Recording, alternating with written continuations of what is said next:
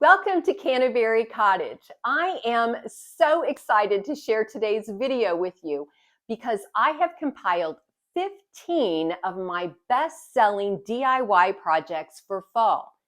So whether you're an avid DIYer who just loves making things for your own home or a reseller looking for marketable merchandise, I have lots of great ideas for you. So if you're looking for some easy, budget-friendly, and profitable fall DIYs, let's get started. For my first project, you'll need a few of those small wood pumpkin signs from Dollar Tree. You can either sand off the design or flip them over and just use the back side. Cut one of the pumpkin signs in half to create two small pumpkins. Then print out some autumn or Halloween images that you like. I'll link my images in the description box. Apply a light even coat of Mod Podge both to the block and to the back of your image, and then carefully apply the image to the block. Let the Mod Podge dry for about 30 minutes. Then trim up the edges with an X-Acto knife or a pair of scissors. Carefully sand the edges with 220 grit sandpaper. Then apply a light even top coat of Mod Podge over your image. For the block that you cut in half, you'll need to drill a hole and add a stick for a stem. Glue the smaller pumpkin to the larger pumpkin, making sure that the bottom edges are perfectly aligned. Add a little raffia around the stem or any other embellishments that you like. I added some pip berries from a thrifted candle ring. I love the idea of putting a classic autumn poem or short story on the large pumpkin with a related image on the small pumpkin. I always sell several sets of the Edgar Allan Poe Raven pumpkins.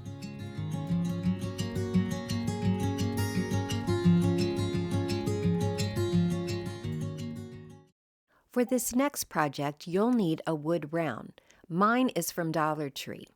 Paint the edges and back side of the wood round with 2 coats of cashew chalk paint. Then print out this adorable man-in-the-moon image.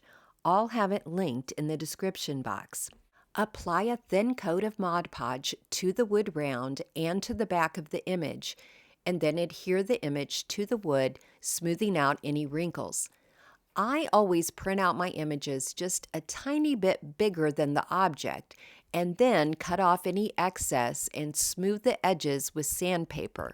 To reduce the chance of wrinkling, I always let the first coat of Mod Podge dry before applying the top coat. You can also make your man-in-the-moon two-sided like I did for different applications.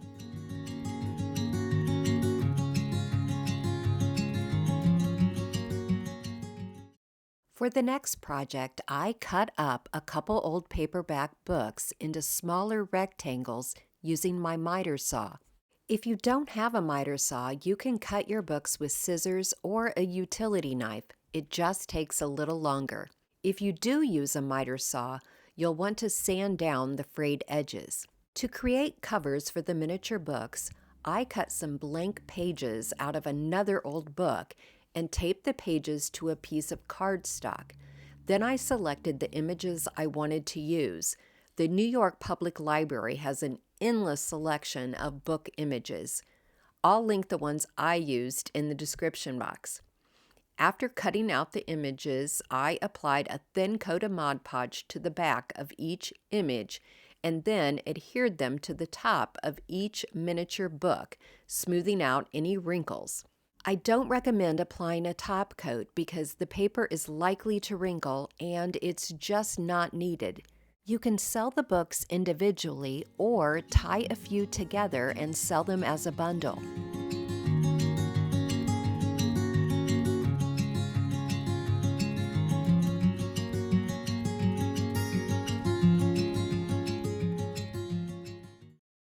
This idea has been around for a while, but still always sells out for me.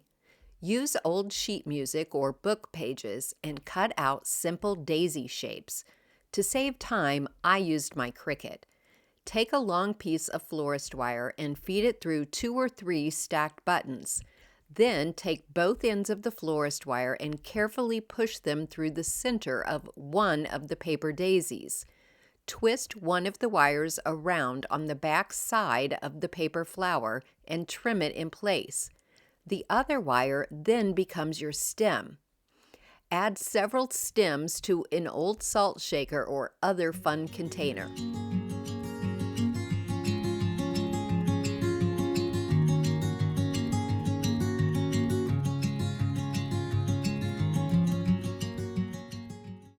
Here's another project utilizing Dollar Tree supplies. This time you'll need some of those large wood maple leaves. To start, use the wood leaf as a pattern and trace around it on some plain cotton fabric. Cut out the leaf shape and then pin it to the back side of a large piece of old sweater fabric. Sew the 2 pieces together, stitching in about 1/2 inch from the edge. Trim off the excess sweater fabric, cutting as close to the stitches as possible, but do not cut through the cotton fabric. This step keeps the sweater from unraveling and creates a finished edge. Next, paint the wood leaf in a coordinating color of paint.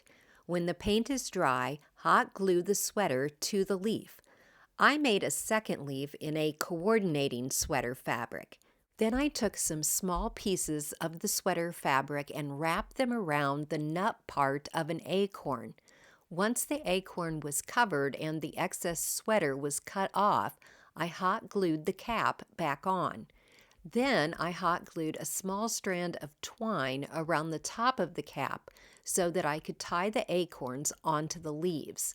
I realize these are maple leaves and acorns come from oak trees, but unfortunately, my Dollar Tree didn't have any oak leaves. If you have some old sweaters that you no longer wear, this is a really budget-friendly project.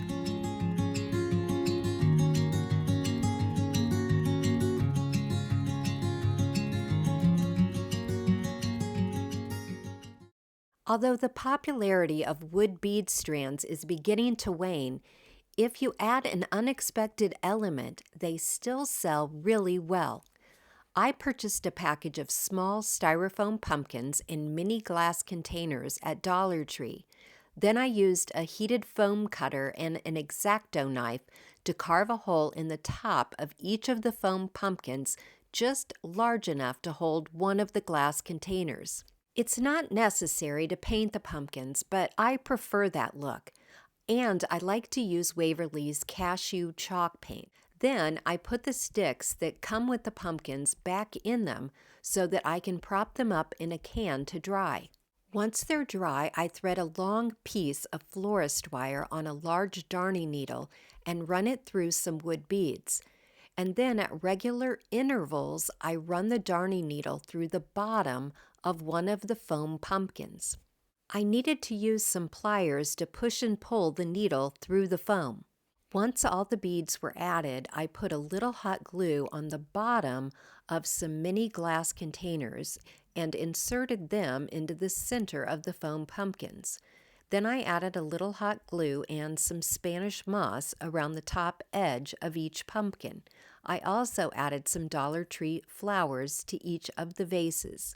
I drilled a small hole in a laser-cut wood leaf from Dollar Tree to add to one end of the garland, and I made a twine tassel to add to the other end. If you'd like to know how to make a tassel from twine or yarn, I'll be sure to link a video in the description box that contains a full tutorial.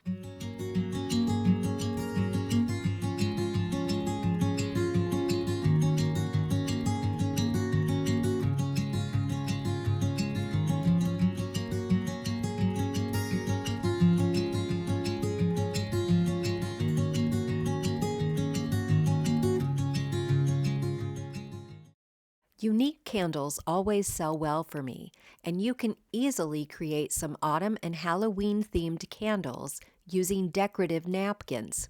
Separate the plies of your napkin until you are left with just the top printed layer. Cut this piece to fit around your candle. Turn your iron to a medium-low heat setting. Then roll your napkin-covered candle over the sole plate of your iron. Be careful not to let your fingers or the candle itself come in direct contact with the sole plate. Trim off any extra napkin at the top and bottom of the candle, and then run those edges over the sole plate to seal them. This process works equally well with taper or pillar candles, and this is a great project for repurposing old stained candles.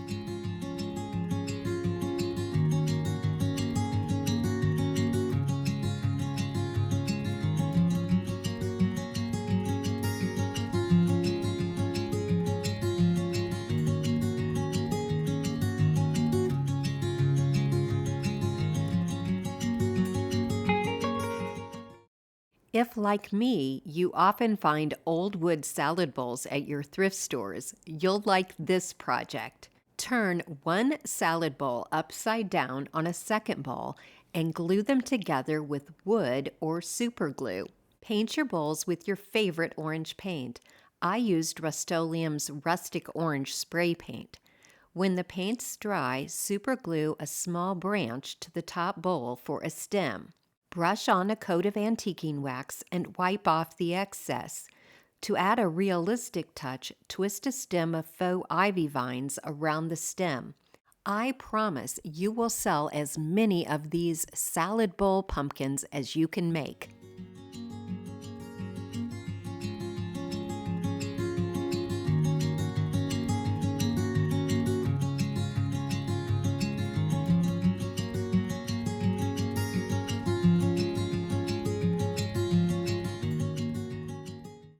For this project, you'll need some wood rosettes, which you can purchase from stores like Home Depot for $2 or $3. Paint the rosettes in various colors of chalk paint. When the paint is dry, lightly distress them with sandpaper. Brush on some antiquing wax and wipe away the excess. I wanted the rosettes to have a sheen, so I sprayed mine with a satin top coat. To make the rosettes look more like pumpkins, I drilled a hole in the top of each rosette and hot glued a small stick in the hole for a stem, and then tied a little raffia around the stick.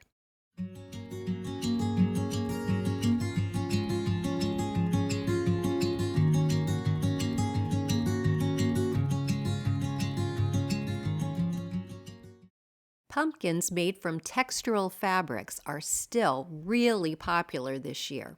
To make some cute sweater pumpkins, cut the sleeves off of an old sweater, and then cut the sleeves into 3 or 4 little tubes. Turn one of the tubes inside out, and then sew a basic in and out gathering stitch along the edge of the larger end of the tube.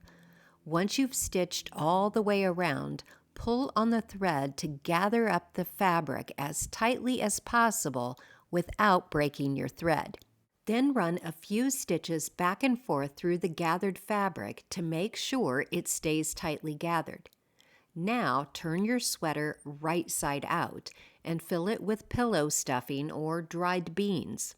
Once your pumpkin is full, run a gathering stitch along the top edge of the sweater, pull it tight, and then run a few extra stitches back and forth to hold the gathering in place. Then carefully open the hole and insert a small stick and hot glue it in place.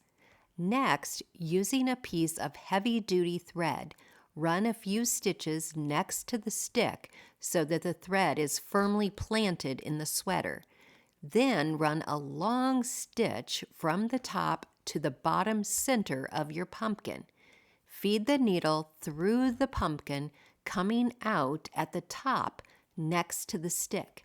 Repeat this process 4 more times, evenly spreading those long stitches around the perimeter of the pumpkin. Now you're ready to add some embellishments like faux leaves, vines, little berries, Spanish moss.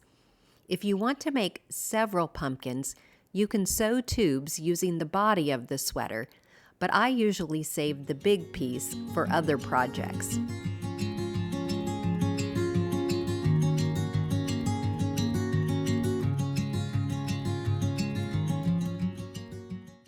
Velvet is everywhere this fall, so here's an easy way to capitalize on this hot trend. Find some inexpensive picture frames. Mine is plastic.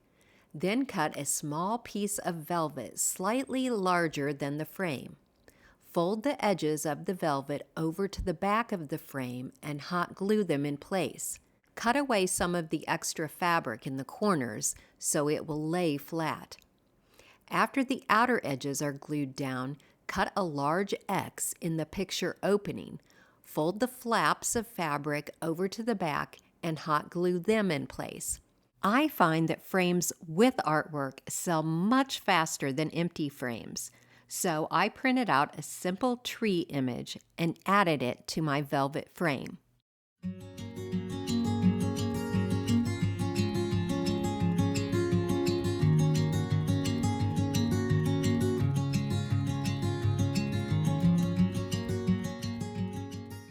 In addition to velvet, another hot trend this fall is dried flowers.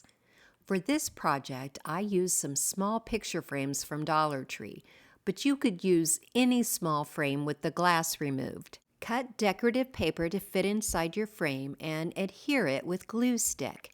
Then find the center of your frame and drill 2 small holes there, about 1/8 of an inch apart. Thread a small piece of florist wire through the holes, creating a small loop on the front side. Cut a small bunch of dried flowers to fit inside the frame and insert them into the loop of wire. Then twist the wires on the back side to hold the flowers in place. I used dried flowers from Dollar Tree and from my yard. Some of them might have been weeds, but they still looked cute. You could add a small twine bow to the flowers, or you could spell out a word with letter beads and attach them with twine or florist wire in the same way as the flowers. To create a cute hanger, string a few wood beads on a strand of twine and then staple each end of the twine to the back of your frame.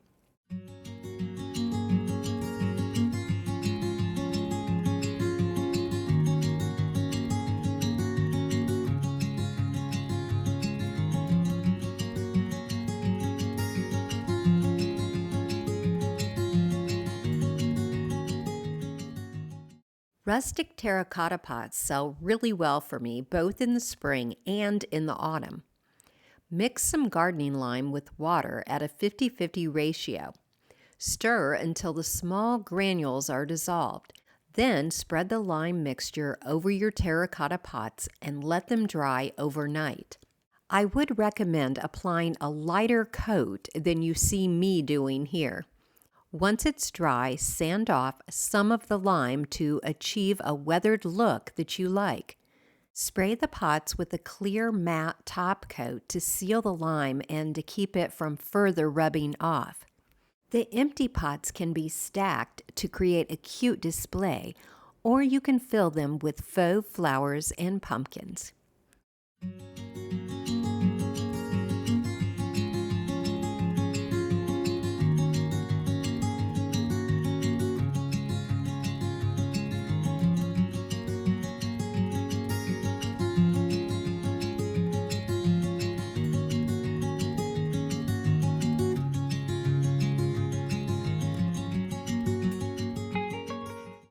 Here is a super easy way to create primitive looking candles. Melt some old white candles in a pan in an oven set to 200 degrees Fahrenheit. Add a little piece of crayon to your melted wax to achieve your desired color. Then spoon the wax over an existing candle. I use taper candles from Dollar Tree and the thrift store. The wax gets thick pretty quickly, so you may need to return the pan to the oven for a while. When you're done, put your dishes in the freezer for 30 minutes and the cold wax will pop right off. Bundle a few of your candles together and tie them with a strip of cotton fabric.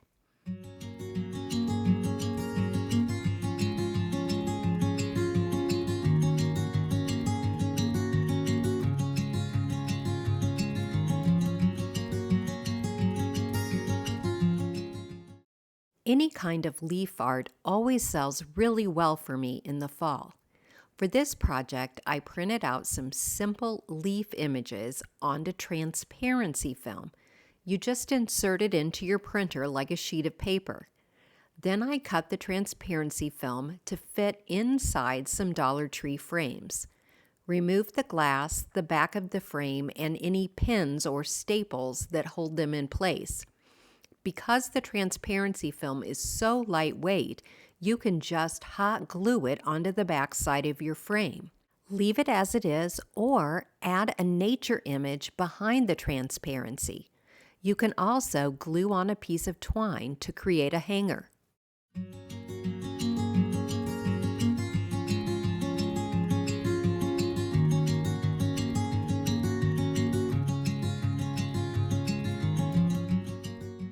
Thank you so very much for watching today, and if you enjoyed today's video, here's another video I think you may like.